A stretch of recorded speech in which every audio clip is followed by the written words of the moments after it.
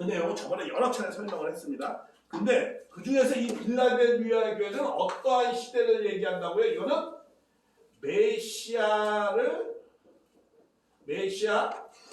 원리적으로 표현할 때 메시아 재강림 준비 시대라는 것은 다시 말하면 이건 뭐 종교 개혁 이후의 시대에서 1920년까지의 의미가 있습니다. 종교개혁을 언제 했죠? 1517년에서 1523년도에 끝났어요. 루터가 종교개혁을 했죠. 예, 요 기간의 정도의 시대를 대변을 하고 있어요. 그런 상징적인 내용이 있습니다. 왜 이런 말씀을 하냐면 계시록의 문맥을 보면서 우리가 말씀을 드려야 되는 이유가 있어요. 계시록은 과거, 현재, 미래의 내용을 이 시대를 다 갖고 있습니다. 계시록 1장 19절에 뭐라고 했어요? 네가 본 거 1장 18절까지 과거예요. 그러니까 네가 본 거. 그리고 지금 있는 일 2장 3장 지금 있는 일. 그러면 이후에 될 일을 내가 다 보여주리라. 이후에 될 일을 4장부터 이후에 될 일. 이게 미래예요. 그래서 4장에 분명히 뭐라고 해요? 이후에 이렇게 표현한다고 나오잖아요. 그렇죠? 그리고 마땅히 될 일 해가지고 이거 미래의 내용입니다. 그리고 7교회 분명히 말씀하잖아요. 그렇죠? 지금 있는 교회 편지를 직접 하는 이게 현재야.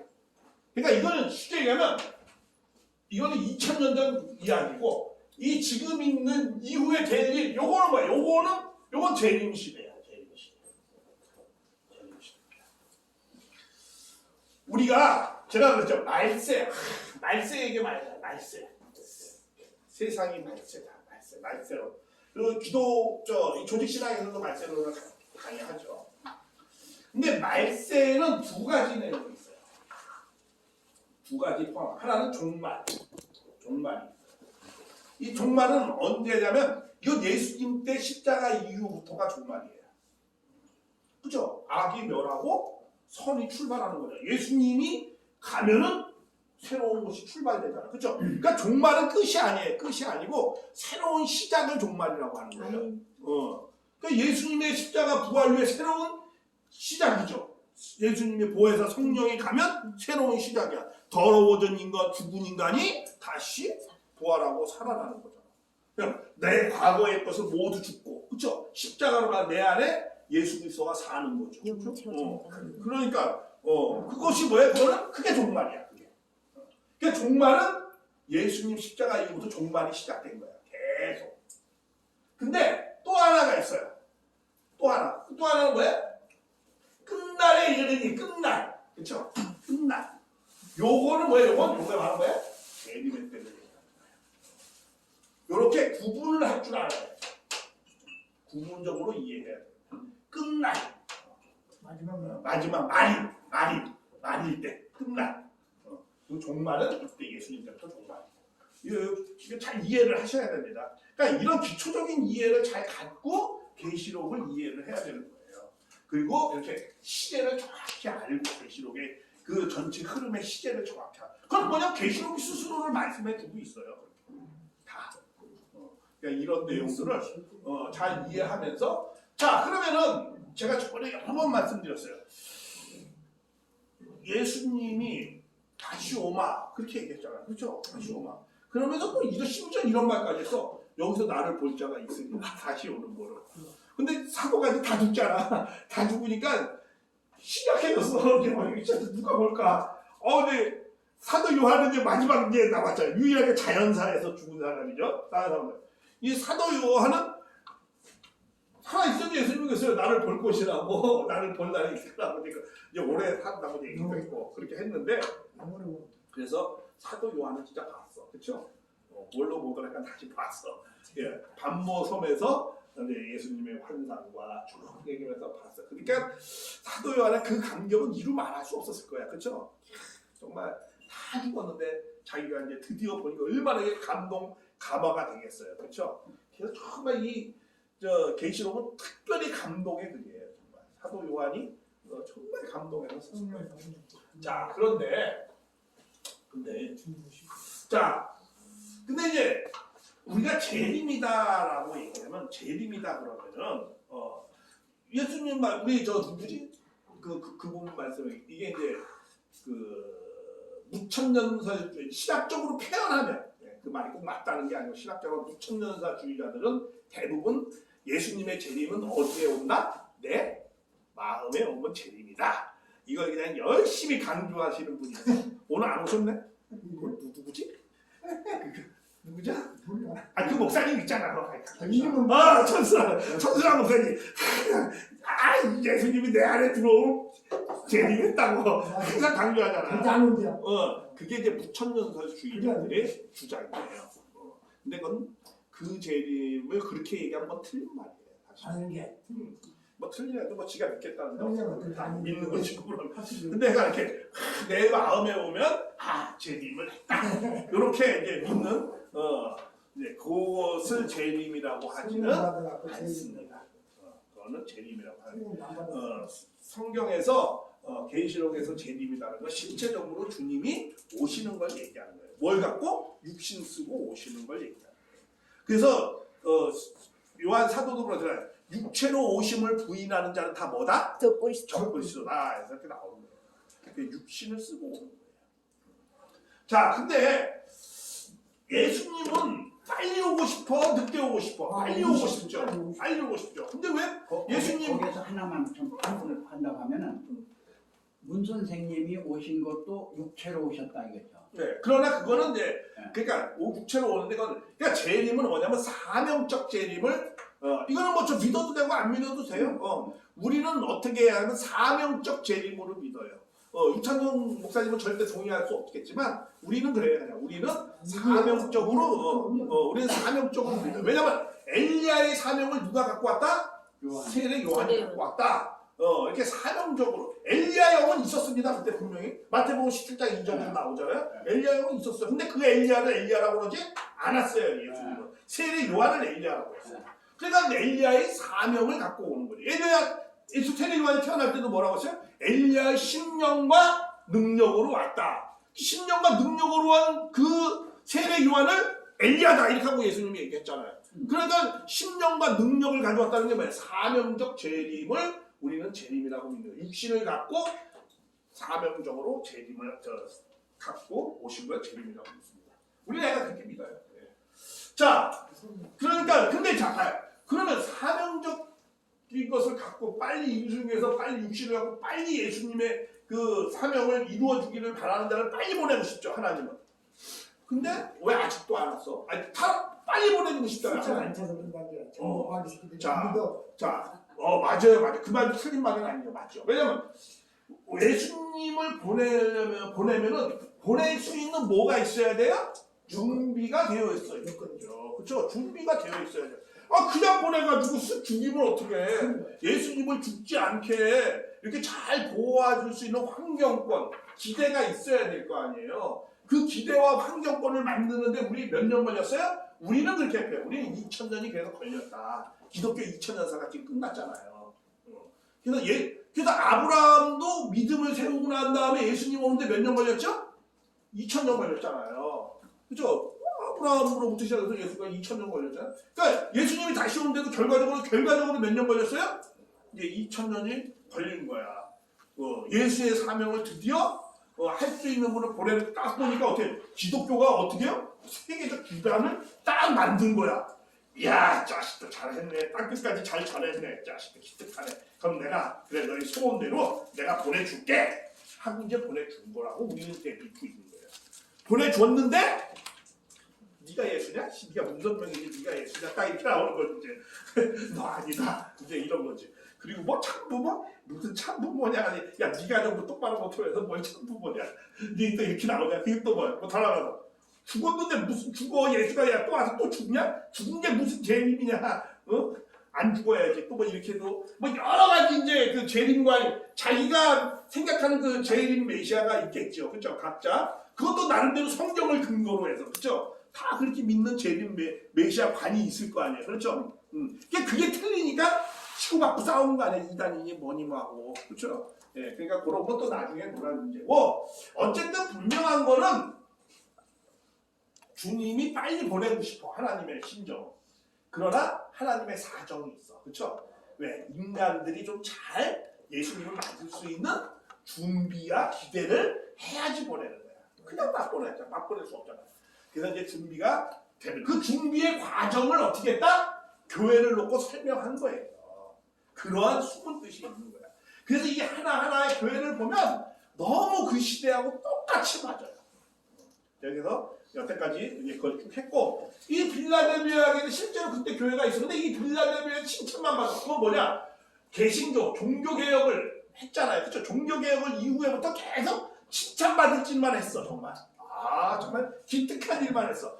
그러니까 이 기독교 2000년사에 가장 기특한 일, 하나님 앞에서 가장 칭찬받은 시대가 두 시대가 있었어요. 진짜. 첫 번째 시대는 어디였어요? 로마 박해 시대. 박해를 죽으면서도 그냥 오직 믿습니다. 그냥 정절을 지켰어요. 그렇죠? 배도하지 않았어요. 오직 그래서 서머나 교회. 그렇죠? 그런 것을 대표하는. 근데 또 하나 중세 시대 얼마나 썩었어요. 그렇죠? 썩은데 그냥 루터가 딱 나타나가지고 이 지금의 이렇게 제자들을 만들었잖아요. 그렇죠? 종교 개혁을 딱 했어요. 근데 종교 개혁을 하고 이제는 신부가 뭘 했어요? 결혼을 했어요. 그렇죠? 이게 참 저는 여기 관점에 굉장히 시사하는 바가 많다고 생각해요. 그 전에는 신부 수녀 결혼했어요, 안 했어요? 했죠. 그런데 루터가 종교 개혁을 하고 누구하고 결혼했어요? 그 훔쳐 보트싸움 해가지고 나온 카타리나하고 결혼을 했어요. 둘이. 이게 한 4명 데리고 나왔는데 이 신부한테 하나씩 줬어. 야, 너 이거 둘이 잘 살아봐. 너 이거 잘 살아라. 근데 이거 하나가 남았어. 이거 처치곤란해. 그럼 내가 데리고 살자. 에이씨. 처치할 데가 없는 거야. 그래가지고서 그래서 뭐 페르니즘이다 잘 써먹었어. 왜냐면 이 루터는 좀 나이가 많고 또 이 카타리나는 뭐야? 싱싱해 젊어. 힘이 좋아. 그러니까 그냥 이 루터가 종교개혁을 하면 이제 의논을 많이 해야 되잖아. 집으로 이렇게 초청해라 얘기하잖아. 근데 이 마누라가 그냥 힘이 좋아요. 젊어가지고 그냥 요리를 막 해내는 거야. 그거 잘 되고. 그때 벌써 그때부터 이 루터는 힘이 없어서 약간 메가리야. 근데 이 젊은 여자가 그냥 옆에서 참 보조를 해가지고 참 종교개혁을 하는데 아주 1등 공신이 됐어요. 카타리나가 사실은. 근데 사제가 처음으로 결혼을 했어요. 그걸 뭘 보여주는 거야? 다시 오는 주님도 뭘로 해가지고 온다? 결혼해가지고 온다. 이제 이쪽으로 보세요. 조금 알기가 됐어. 원래 알아. 원래 알아. 성경 써 있는데. 결혼해서 오는 거예요. 네. 자, 그런 이유도 그렇고 또 봐봐요. 하나님 알파 오메가잖아. 그렇죠? 알파가 어떻게 시작했어? 아담 헤아로 시작했죠. 그러니까 끝도 뭘로 끝나야 돼? 아담으로 끝나야지. 여호와 하나님으로 끝나야지. 자, 그럼 봐요 이제 예수님이 결혼을 했어 안 했어? 알파 오메가 여호와 하나님이 어떻게 아담과 하와가 돼요? 했다니까. 우리가 안 해잖아. 그러니까 자, 예수님은 남자로 태어나가지고 고추 사용을 못 해보고 그러고 고추가 있었겠어 없었겠어? 있지. 근데 고추 사용을 했어 못했어? 안 했어. 못했어. 그래가지고 그냥 가셨어요. 그러니까 얼마나 아주 아쉬움이 많겠어. 그리고 또 자식도 있었어 없었어? 그러니까 없었으니까 자식 사랑을 느껴봤겠어요? 못 느껴봤겠어요? 못 느껴봤겠죠. 이야, 이거 부부 사랑과 자식 사랑이 얼마나 좋아, 그렇죠? 좋아 안 좋아? 부부 사랑 좋아 안 좋아? 아니 근데 자식 사랑을 못 느껴봤다가 좀 이상한 것 같아요. 알았어. 어린아이 영혼을 이야기하시는데 자식 사랑을 못 느껴본 사람이 어린아이 영혼을 이야기하겠어요? 이 세상에 내가 이렇게 이 부부 사랑을 해봤겠어 못 해봤겠어? 못 해봤지. 또 자식도 못 낳았으니까 자식 사랑도 못 해봤어. 안 해봐야지. 그냥 부부 사랑이 우리 노승규 회장님 안 왔네 뭐 얼마나 그분 항상 부부랑 얼마나 짜릿한데요 그거. 항상 짜릿한데 그분 표현은. 그래. 부부 사랑도 못 해봤지. 자식 사랑. 그러니까 많이 살지도 못했으니까 말씀을 많이 했겠어요 못 했겠어요? 많이 많이 하셨죠. 못했지. 다 했어. 많이 못했으니까 얼마나 억울해. 그러니까 예수님이 그랬잖아. 내가 너희에게 할 말은 많으나. 그렇죠? 할 말이 많이 있었다는 거야. 근데 내가 할 말을 많이 못했다는 거야. 그 할 말이라는 게 뭐겠어? 두 사람은 이렇게 해라. 그리고 자녀는 너희를 이렇게 사랑해야 된다. 가정은 이렇게 생활해야 된다. 가정 얘기가 성경에 있어 없어? 예수님은 거의 없어요. 그러니까 그런 얘기, 그러니까 예수님의 삶이 진리인데, 진리의 삶이 개인의 진리의 삶은 잘 갔는데 가정도 진리거든. 이게 안 됐어요. 그러니까 어떻게? 이제 다시 오시면 어떻게 했겠어요? 다시 오시면 내가 반드시 결혼을 해야지. 다시 오시면 반드시 내가 어떻게 해요? 이 가정을 꾸려야지. 그래서 이 짜릿한 맛을 봐야지. 하나님 가족. 그렇죠. 그러니까 그런 것을 하려고 했겠죠. 그러니까 그 남겨진 게 하나도 남은 거예요. 그러니까 남겨진 것을 그러니까 자기 개인으로부터, 가정으로부터, 국가, 세계를 다 또 죽은 사람도 구원해야 돼. 오시는 분. 그렇게 다 해야 되는 거예요. 자, 뭐 약간 그거는 하나님 좀 다른 이야기부터 그러니까 이 빌라델비아 교회는 어떤 시대라고 했어요? 종교 개혁과 1920년도까지 자유신학이 나오기 전까지. 이제 자유신학이 나오면서 기독교가 개판됐어요. 그게 이제 1920년대였거든요. 그때부터 개판됐어. 그 전까지는 진짜 잘 믿었어. 종교 개혁을. 왜냐면 1920년이 이제 독일로부터 자유신학이 이제 나타나기 시작하거든요. 그래가지고 이제 신학은 자기 좋을 대로 하는 신학이 이제 나타나기 시작했어요. 그때부터 이제 그냥 이단이요, 교주요, 막 나타나기 시작했죠. 한국도 그렇고, 그것도 나중에 자세히 말씀을 드리고요. 자, 그래서 이 빌라델비아 교회는 이제 이 메시아를 맞이는 준비를 하는 그런 시대입니다. 왜? 세계적으로 기대를 만들어요. 왜 이게 세계적으로 만드는 이유가 있어요. 그건 왜 그러냐면 사탄 편도 무슨 기대를 갖고 있어요? 세계적인 기반을 갖고 나타납니다. 완전 세계지. 왜냐하면 이제 인본주의가 나오잖아요. 르네상스, 그렇죠? 인본주의가 나와가지고 인본주의가 아니고 신본주의가 아닌 무슨 주의? 인본주의가 사탄 사상이죠. 그게 나와가지고 이게 그냥 세계를 갖다 그냥 혁명을 해버려요. 나라를 아예 통째로. 그게 뭐죠?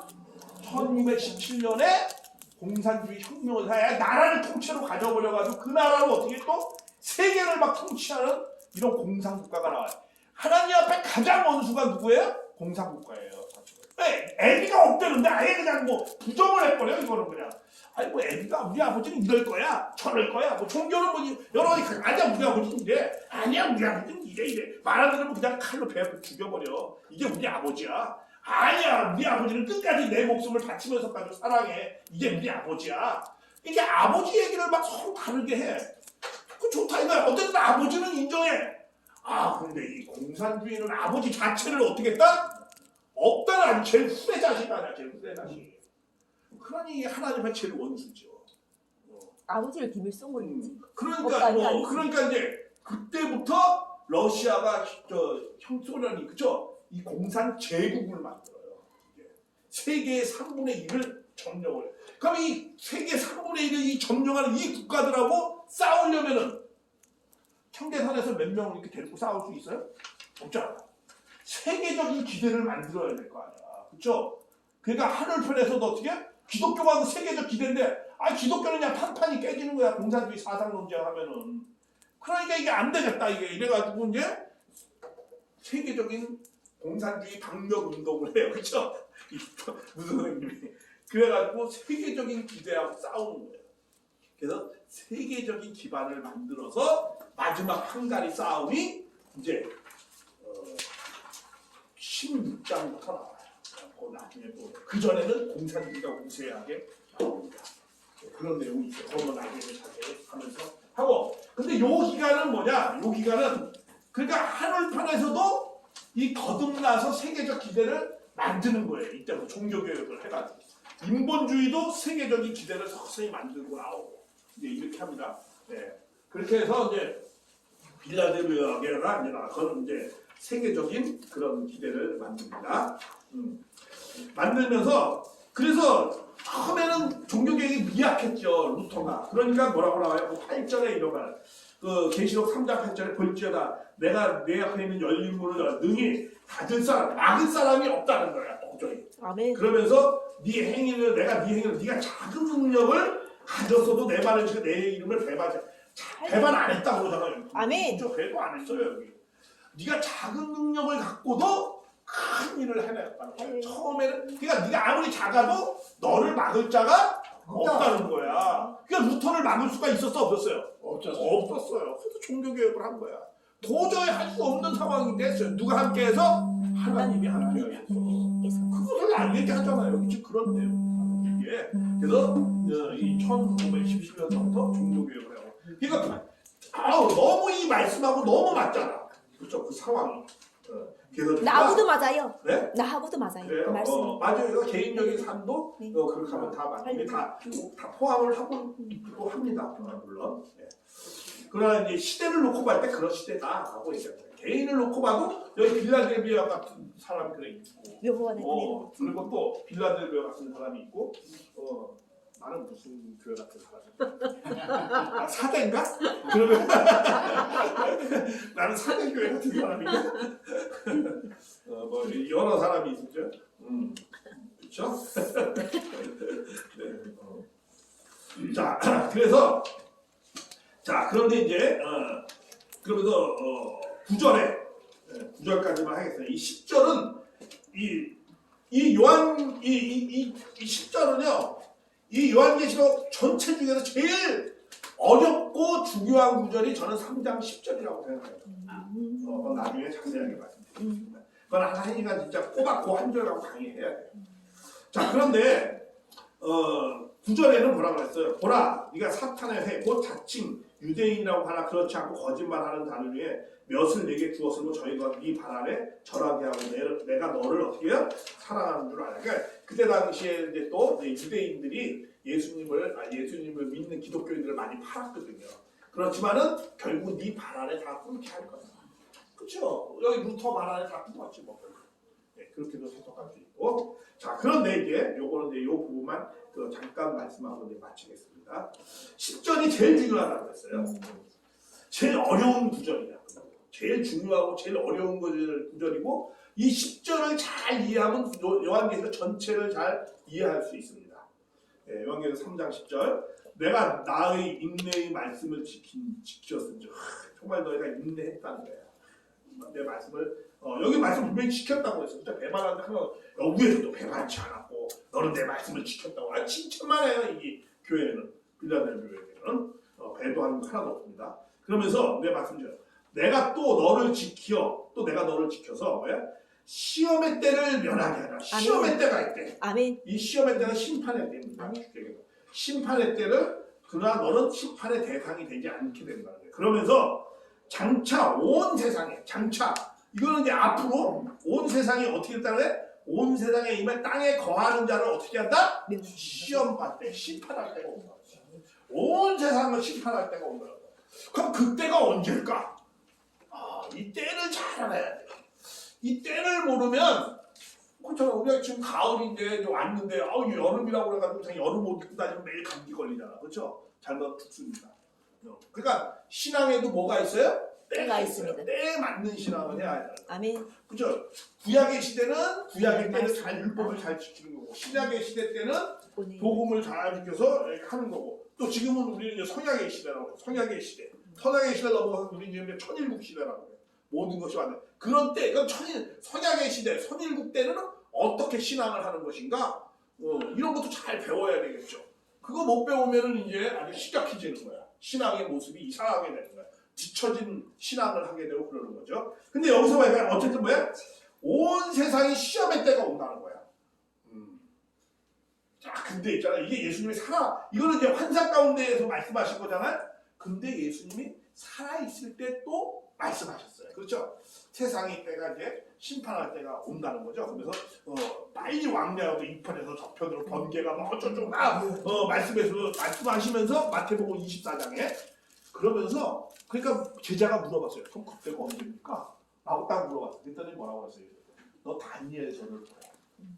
다니엘서에 거룩한 곳에 뭐가 쓰면은 비운 물건이 가증한 것이 있으면 그걸 보래. 그걸 보면은 뭘 알 수 있다는 거야? 재림의 때를 알 수 있다는 거야. 야, 이거 하나만 하고 마칠게요. 그러고 나면 이거에 대한 자세한 건 다음 주에 하겠습니다. 자, 예수님이 말씀한 거예요. 거룩한 것에 가증한 것이 있을 때 거기에 있는 그것을 다니엘서에 그 내용이 있다는 거야. 그 거기를 보래. 딱 봤어. 그러니까 다니엘서에 진짜 그런 게 있어 없어? 있어요. 있어요. 다니엘서 12장 11절에 있어요. 거기 11절 뭐라고 했어요? 매일 드리는 제사가 폐하며 멸망할 가증한 것이 거룩한 것을 가증한 것이 섰어요. 멸망에 가증한 것이 세워져가지고 거룩한 것이 1290일이 지나면 1260일. 미안합니다. 1260일이 1290일이에요. 아이씨 왜 그래요? 1290일. 아니면 90입니다.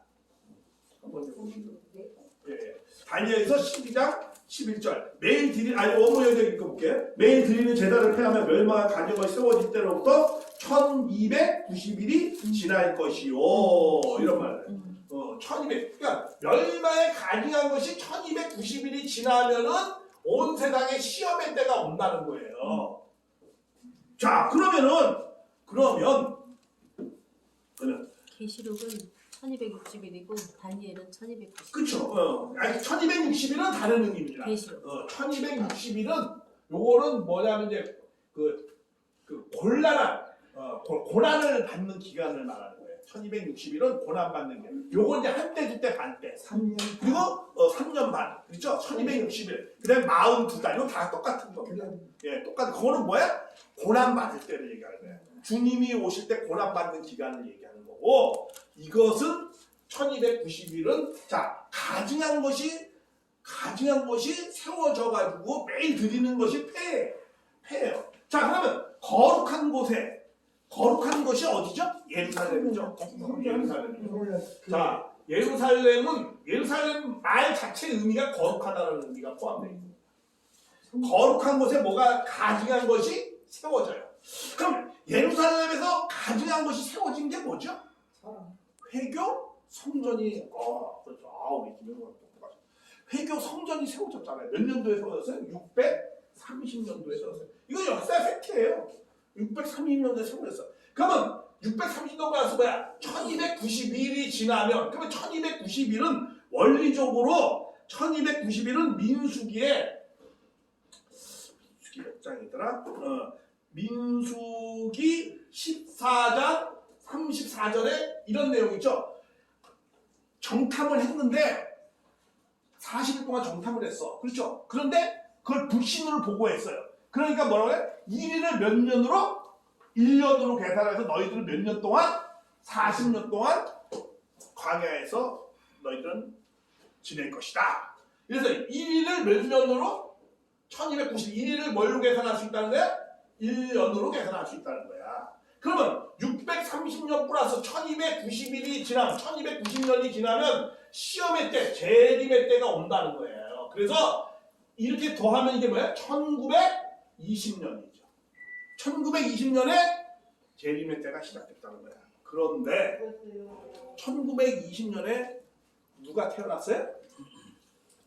문선명 선생님이 태어났습니다. 며칠 날? 1월 6일 날. 1920년대 1월 6일 날 태어났어요. 이때부터 우리는 출발했다라고 저기 딱 나와 있어요. 성경에 1420년인데요. 예? 1290에 130 하면 아니 630.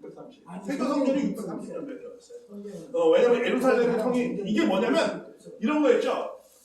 예루살렘이 세 번 무너졌거든요. 근데 헤롯 왕 때 세워진 시작해서 세워진 그 성이 이제 로마로부터 이제 다 포로로 가고 막 다 죽잖아요. 그래서 회교 성전이 무너지거든요. 그게 무너진 다음에 그 다음에 누가 이슬람의 그 후손들이 와가지고 마호메트 와가지고 거기다가 회교 성전을 지었어요.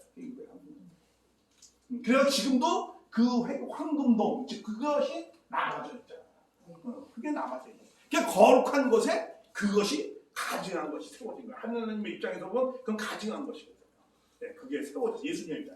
그래서 코로나 19도 가증한 것이에요. 응? 코로나 19도 가증한 것이에요. 네, 그래요. 그러니까 630년도에 떠서 1290일이 지나면 1290년이 지나면 합치면 몇 년이에요? 1920년도에 1월 6일 날 문선 선생님이 태어났습니다. 그래서 우리는 그 1월 6일은 이 6은 내가 우스갯소리 하나 할게요.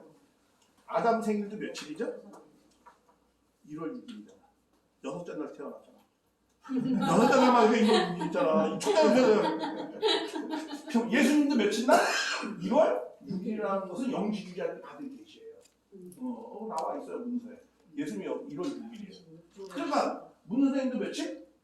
1월 6일이야. 이 인간은 내가 나도 이걸 이겨. 그러니까 그런 거예요. 저는 1월 6일 날 태어났는데. 네, 그래요. 그래서 저는 뭐냐면 그래서 아담 생일도 1월 6일이다 보니까 예수님도 1월 6일이고 문수 선생님도 1월 6일이다. 이렇게 1920년 1월 6일 날 태어났습니다. 그래서 누구도 한학자 여사도 1월 6일이에요. 1월 6일 날 태어났습니다. 생일이 같아요. 네, 이렇게 해서 천부모가 역사가 출발했다라는 걸 말씀하면서 마치겠습니다. 네, 감사합니다. 네, 이때 다음 주에 아주 중요한 거예요. 다음 주에 빠지지 말고 왜냐면 이 3장 10은 요한계시록 전체를 보는 내용이 있어요. 그 태어나게 하신 하나님께 감사, 여호와께 감사합니다. 감사합니다. 두 가지가 중요한 얘기를 해주셨어요. 우리 윤경환 목사님이 이렇게 말씀하시길래 이번에 정말 그동안 들으면서 아주 확 들어오는 말씀이 있었는데 그게 뭐냐면 성경에 갇히지 말자라는 말이에요. 근데 성경을 전문으로 하시는 분이 성경에 갇히지 말자까지 지금 말씀을 하셔서 아주 놀랐습니다. 그것보다 더 뛰어넘어야 돼요. 이게. 그 다음에 이제 두 번째는 신앙도 때가 있다 그러는데 때를 가장 잘 아는 사람이 누굴까요? 여호와는 아버지. 여호와는 아버지. 우리 아버지가 때와 술 안다고 하지 않나요? 네. 제자들도 잘 알아. 제자들 잘하는. 학교인데 알지 제자들도. 때를 가장 잘 아는 사람은 목욕탕 주인이에요. 아직 기억나시네. 목욕탕 주인보다 더 잘 아는 사람은 때를 미는 사람이야. 이 세상에 땡땡이는데요. 목욕탕 이 세상에. 그래서 우리가 이때에는 우리도 때를 잘 알아가지고 때를 좀 베껴야 되는데 여기 이 자리가 때를 베끼는 자리예요. 애굽이 목욕탕이야. 때를 벗기시길 바랍니다. 그래서 때를 확 벗겨가지고 아주 제대로 말씀하셨습니다. 성경에서 깨끗지 않으면 모든 게 안 된다고 했으니까. 맞습니다. 네. 각자의 전부 진리를 하나로 가지고 이렇게 닦는 게 아니라 뭐 통일교과도 좀 닦고 저기 또 각자 있는 걸 다 닦아가지고 네? 그래서 우리가 여기 목적이 뭐냐면 종교 화합이에요. 종교 화합을 위해서 이 자리에 왔다는 거. 그 다음에 두 번째는 뭐예요? 남의 종교 절대 험하지 말자. 아멘. 근데 윤경환 목사님이 여기 와서 하도 화를 내시길래 제가 물어봤어요. 아니 윤 목사님 왜 그러십니까? 그랬더니 여러분들이 여기서 덮어가지고 바깥에 가서 윤경환 목사님을 조금 씨도신대요.